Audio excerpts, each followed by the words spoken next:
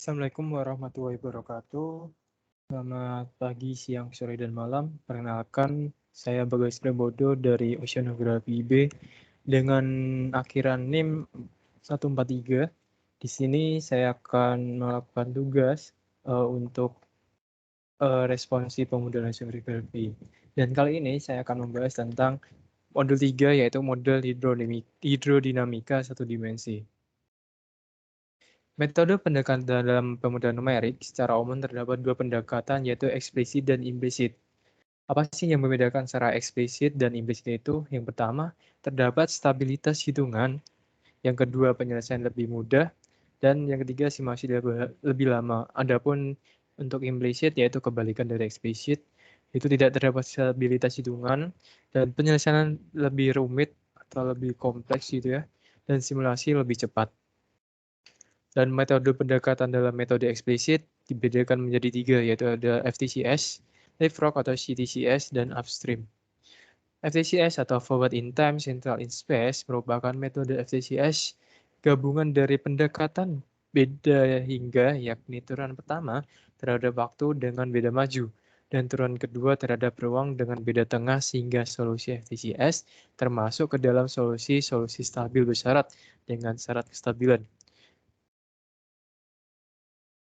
Untuk metode Leapfrog, metode beda hingga ini merupakan keluasan dari metode beda hingga tengah, central difference terhadap ruang dan waktu.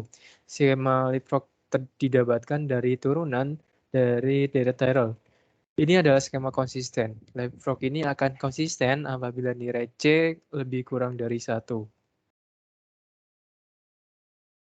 Dengan nilai C adalah sebagai berikut. C konstan U0 delta T per delta X. Dan upstream ini merupakan skema yang digunakan untuk melengkapi ketidaksempurnaan dari metode Leapfrog. Karena nilai konsentrasi dalam komuter menjadi negatif, walaupun konsentrasinya positif. Metode ini menggunakan pendekatan beda maju untuk turunan waktu, sedangkan untuk turunan terhadap ruang dilakukan dengan melihat ke arah kecepatan U. Jika U lebih besar dari 0, maka turunan terhadap ruang menggunakan pendekatan beda mundur. Sebaliknya, jika U lebih kecil dari 0, maka digunakan pendekatan beda maju. Stabilitas sama dengan skema Leapfrog. Gambar tersebut merupakan penyelesaian atau rumus dari metode upstream. Dan model hidrodinamika satu dimensi sederhana. Pada persamaan hidrodinamika satu dimensi sederhana, persamaan pembangun yang digunakan adalah persamaan kontinuitas dan persamaan momentum atau gerak. Persamaan kontinuitas atau kekekalan massa di mana setiap benda yang masuk sama dengan yang keluar. Momentum merupakan hasil perkalian antara massa dan kecepatan suatu objek. Persamaan momentum didasarkan pada persamaan hukum Newton 2 yang berbunyi, setiap benda bermassa yang dikenai gaya akan menimbulkan percepatan. Persamaan momentum satu dimensi sederhana dapat ditulis do U per do T plus G do per G sama dengan 0. Arti dari fisik seandainya pergerakan air atau arus yang diakibatkan oleh perubahan elevasi terhadap ruang atau adanya gradien elevasi.